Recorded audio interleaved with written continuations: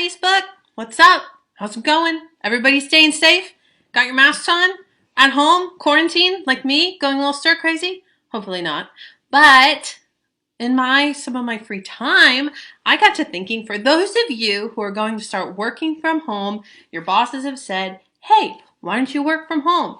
And the reality sitting in that, well, it's a little claustrophobic at home, or you don't have your workspace, or your kids are bothering you, or your husband's asking you to make a sandwich, and you're at home now. What the heck are you supposed to do? How do you stay productive? I have been working from home for close to 10 years and building companies and managing teams all across the globe. So what I have done for you, a special treat, is I've taken all of that collective knowledge, a decade of knowledge that I'm going to share with you today. I got a cool little slide deck to share with you. And I'm also going to be giving away at the end of the broadcast my top 50 productivity tools, helping you stay focused, get your team focused, organized, anything you could want. I'm going to share that with you. And so that is coming at the end of the broadcast. So make sure you stay tuned. We're going to kick it off. Here's my slide, 10 plus work from home tips. And then look at this. I think this is interesting data. 5.2%, according to the US Census data, indicates that 5.2% of US workers currently work from home. And that's in 2017. That's most latest data. That is close to 8 million Americans working from home. But now that's going to go through the roof. So as we all kind of define what the new normal is, I want to show you kind of what I do to kind of help manage me and my time. So what I'm going to show you is my first tool. And this one is really related to time management. And this is good for if you're managing a team. So let's say you're in a management position and now you have a team that's at home and you're like, man, what are they doing with their time? Are they actually working when they say they're working? I don't really know. I have a tool that I use with my teams and it's called, drum roll, Time Doctor. And so when it comes to time management, do you know how your team's spending their time? And if not, this is a great tool that lets you do that. So what it does is, and this is also good if you're working from home too, because sometimes you can get distracted at home. And so for me, I actually run Time Doctor even for me, even though my team uses it, because it allows me to see kind of what I'm working on. And am I getting distracted? Because every time you have to stop and walk away, you pause your little clock and then you realize, oh man, I've been away for like 5 minutes, or oh, I'm bouncing between all these different projects. I better stay focused on one.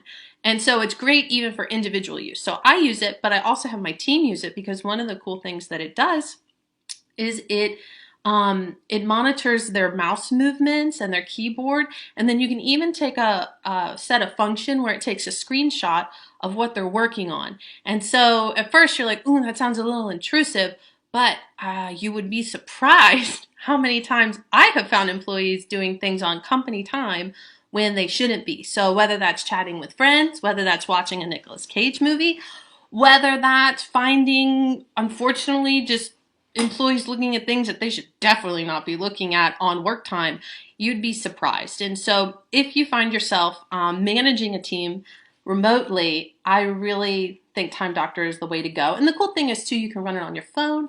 So when you want to leave the house, you can just run it, right there on your phone, or you can even enter time manually.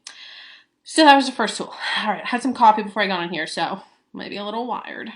All right, so now we're going to look at okay, so what do you do when you have to meet with your team remotely? You want to do a face-to-face, you kind of want to see them, talk to them, you want to have a meeting, and we all can't get together anymore.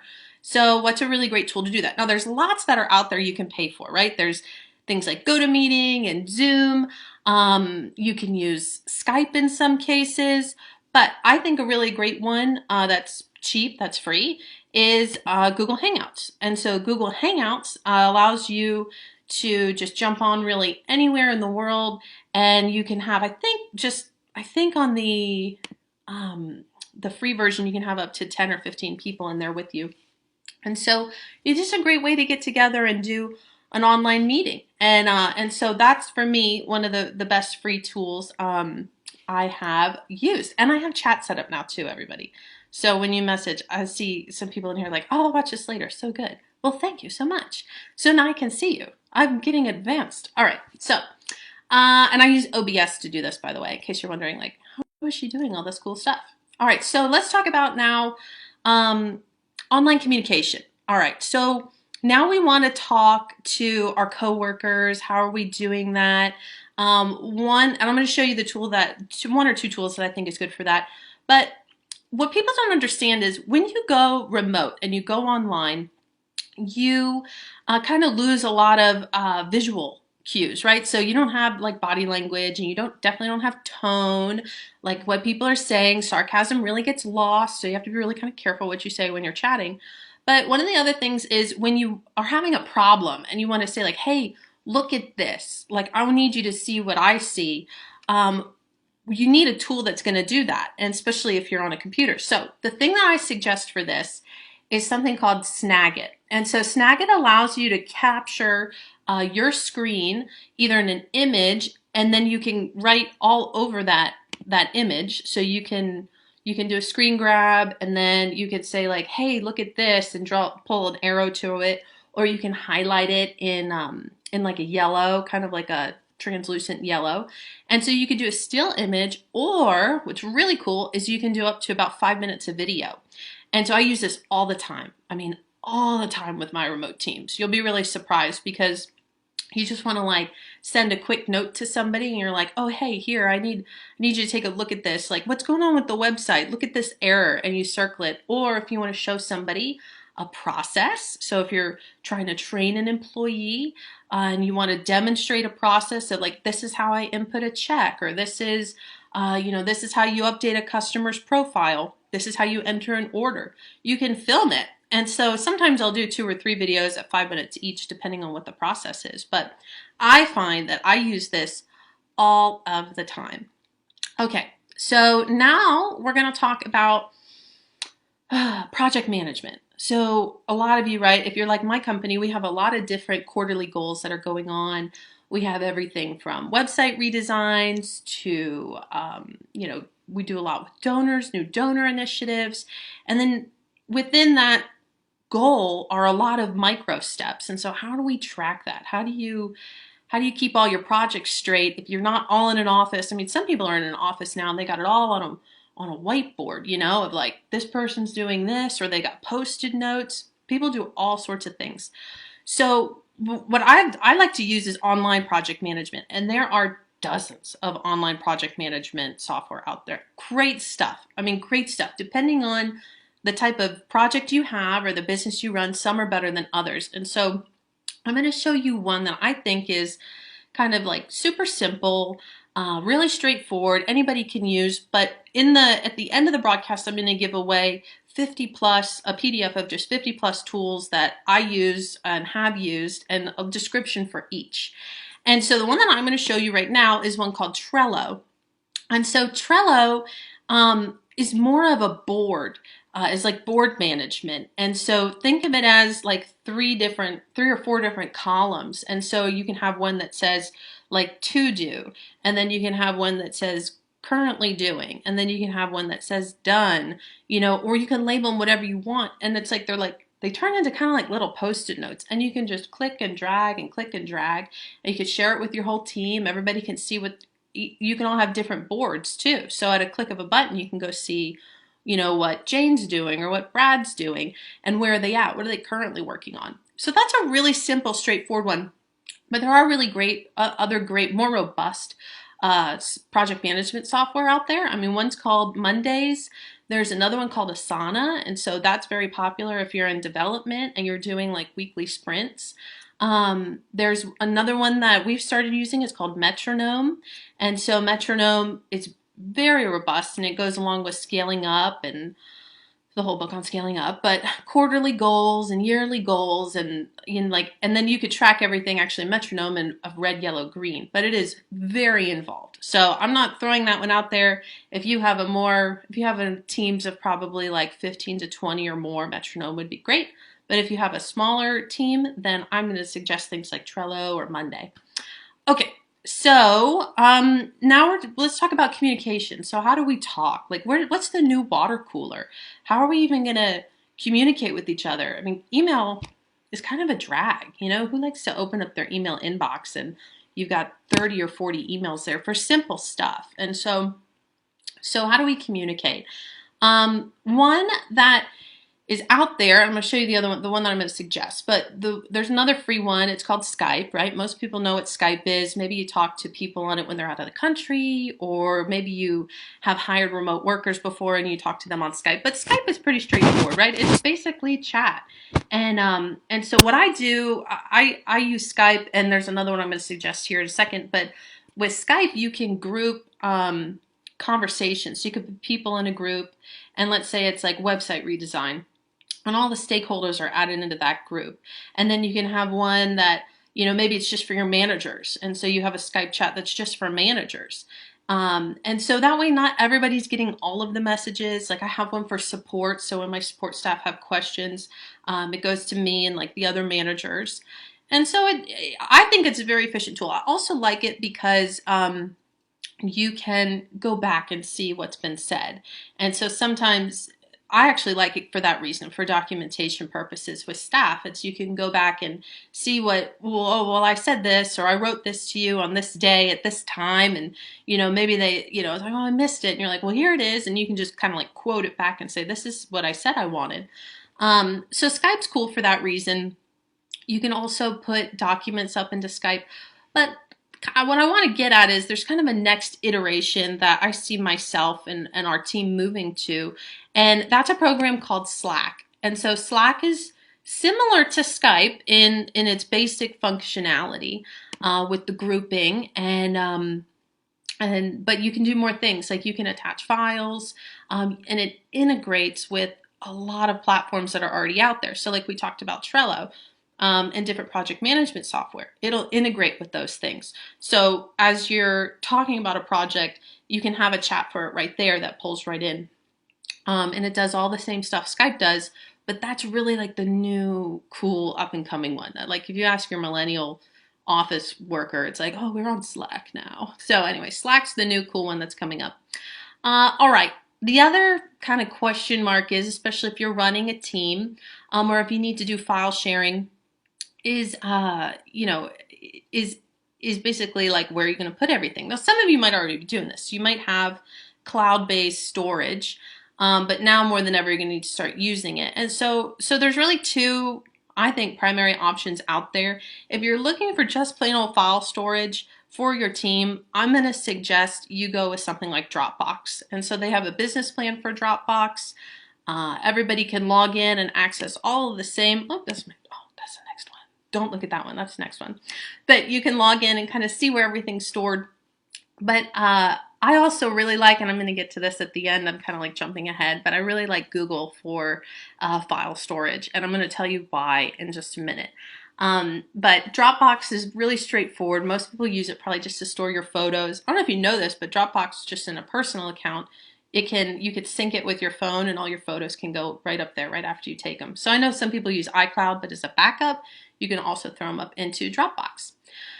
Okay, so this is one that you may not have thought about, and that is like sharing passwords online, especially if you have like an online company and a lot of remote workers and you are going into like different software like graphic design software or CRMs or whatever it is. I know I go into stuff with passwords all the time.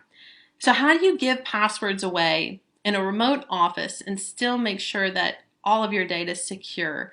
I know a lot of times we just kind of feel the pressure. You're like, oh, well, just give them the password, right? Just give them the password to authorize that. Just give them the password to PayPal. And you're like, do I want to do that? I don't think I want to do that.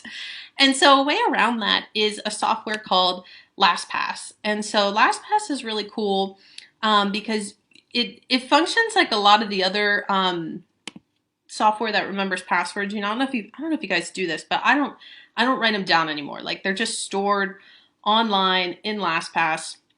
And I have a little like browser extension that sits up there. And anytime I go to log in, it asks me like, would you like me to remember this password? And I'm like, yes, I would. And so it saves it. And the next time I go to the site, it says, would you like to use this password? And I'm like, yeah, I would. Well, I've been in online marketing for a long time. So I probably have like 100 Gmail accounts saved in LastPass.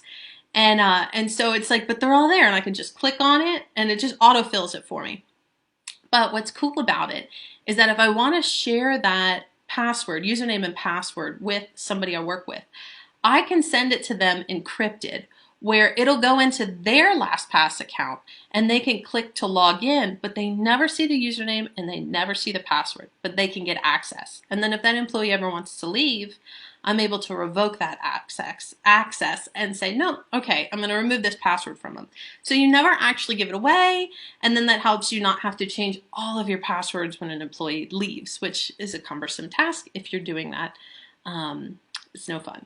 All right, so other interesting tools is, let's say you're on the phone, like you're on Skype and you're talking to somebody. Obviously you could like screen share, but let's say not everybody is like has Skype or has, you know, Slack or whatever you're in, but you want everybody to see your screen.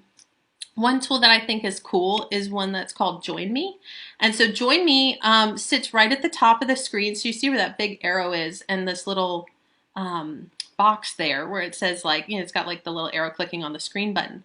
But what it'll do is it just kind of sits right there up on your screen. And then if you're on the phone, you're like, oh, hold on, let me share my screen.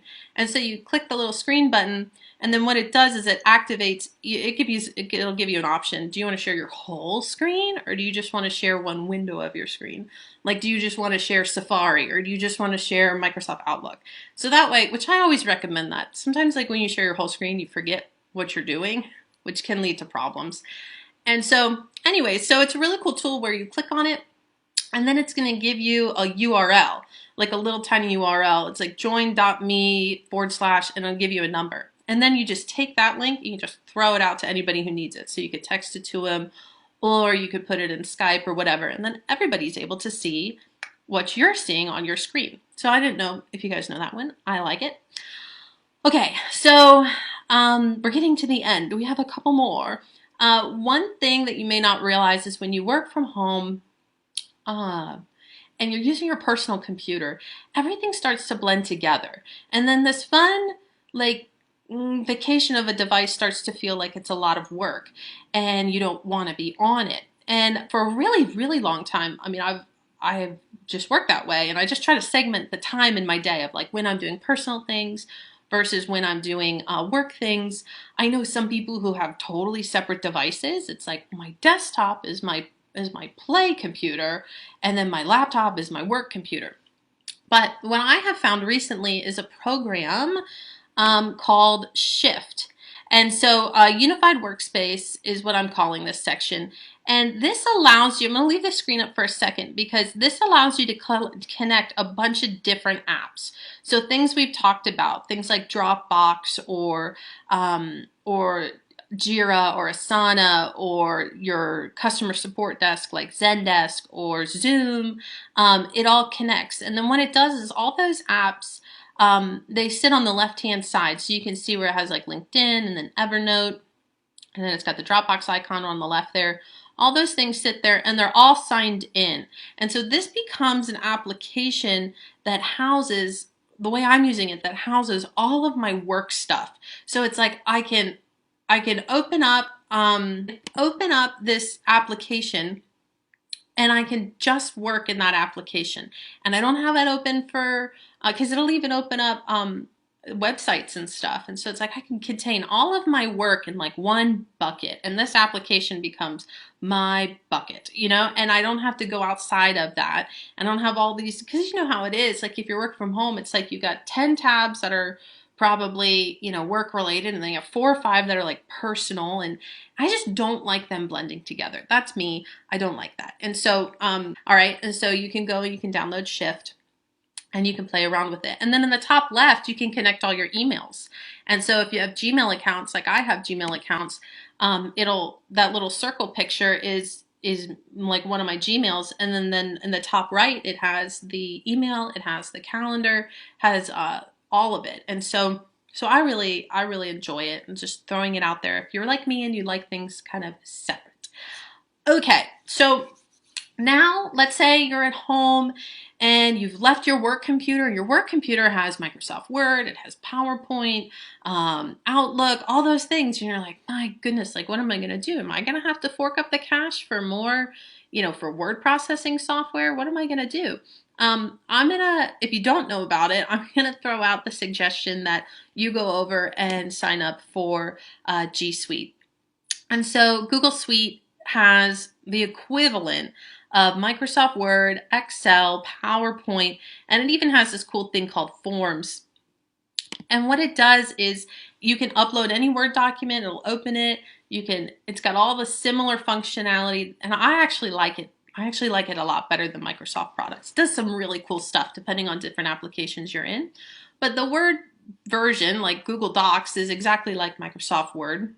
And then, Google Sheets is similar to Excel. But I like Google Sheets because it'll do graphics, or it'll, like, how do I say this? It'll do like graphs. And so let's say you have a data set, automatically you can just say insert graph, and you can say this is the x-axis and this is the y-axis, and it'll do like a projection. Like I just did that for emails of like these emails are getting open and these emails are not getting open, and I can see it in like a donut chart. So I think that's really cool. Other things that are really neat about Google Suite is that the more people on your team who have Google accounts, you can edit in real time. And so again, this is something I use all the time with my team, is that functionality. And so let's say I'm writing email copy and my team's written it. They send it to me for an approval. I can sit there and I can edit it. And let's say like my boss can jump in and he can also edit, and we're all editing at the same time, and it doesn't mess with the document, and it takes away from that really awkward, uncomfortable, here's the Word document email, and then I make edits, and then let's say somebody else is making edits on their computer. There's no integration. Like there's no way in real time to see what's been done and who's working on it. And I think it makes things more efficient too. So editing in real time is awesome. So those are my kind of like top 10 must-haves for working from home and working remote. I think there are tools that are really going to help you. Take some time to check them out. If you're a manager and you're trying to learn how to manage your team remote, those are super, super powerful tools I just outlined for you. And the two must-haves, in my opinion, or really three, we're going to say three, is that you have to have Time Doctor for your team. You absolutely have to have that. I absolutely think everybody should be on Google Suite. That's a must. And then you really need some sort of online communication tool. So either Slack or Skype. And one of those two becomes the new water cooler. So anyways, those are my lists. Those are my tips. And then I wanted to show you, I did make this for you guys. Okay, what I've done is I've taken this whole slide deck that I just went through with you, and it's those 10 tools that you can work from home with. I think it's a great presentation to show to your coworkers. If you're a manager, it's something you can just quickly click through and show people. And then what I also have are the 50 tools, everything from productivity to project management, all sorts of stuff, how to communicate. There's like, gosh, like I said, there's probably 50 plus tips and tricks and things in there for you to go through. And so I call them 50 plus work from home hacks. And I think you guys will really, really like it. So you can go get them all at workremotetools.com. And I've uploaded them there, and you can just check them out. And I think you're really, like I said, I think you're going to love them. I think they're really, really going to help a lot of people. I was trying to think about like, what could I do just to really bless people during this time? Like I don't have a lot of stuff. Like I feel like I can, it's like you can't get with people. It's not like you can even give things away. It's like you can't even go like feed homeless people who might really be suffering right now. So you feel like, what can I do? Like how can I help people? And so I got to thinking like that there's just so many people who are working from home right now. And I know how frustrating it can be because I have a lot of staff that it's a steep learning curve. And so I was thinking, okay, what can I do just to make it better for people? And what can I do to kind of, I've done this, like I said, for 10 years. I've built 2 companies working from home and Starbucks, really. And I just love it. I love working from home. I don't actually want to go to an office. It's very hard to get me to go to the office because I love how productive I am here at home. And so these are the things that I've used. Those 10 tools I use every day. and the ones that I have listed out for you in the 50 plus PDF that I have for you, and let's just put it up there one more time, but it's workremotetools.com. Those are designed, I was like, these are the things I can give. These are the things that I can give to people and give to you and really help people as they try to navigate, how do I do this? How do I get into a normal working rhythm? How do I balance it out with my kids or my husband? And it's just like, there's so many things to think about. And so I really think the tools that I have here, and then even more so all the ones that I have in the PDF at workremotetools.com, are really going to bless a lot of people. So anyways, this is my broadcast. I just thank you all for watching. I see all your comments coming in this time, so I'm so glad that that worked. And if you would just think about sharing this and tagging your work from home coworkers that are now working home with you, that would be great. But I just really hope that this has been a blessing to everybody. And if you like this type of stuff, let me know. I can talk about a lot of different things. Like I do marketing, I do, process development, company management, all sorts of stuff. But like I said, I was like, oh wait, I actually know a lot about working remote. And so I just wanted to bless you guys with this stuff. So hopefully it has been, and I will see you all later. Bye.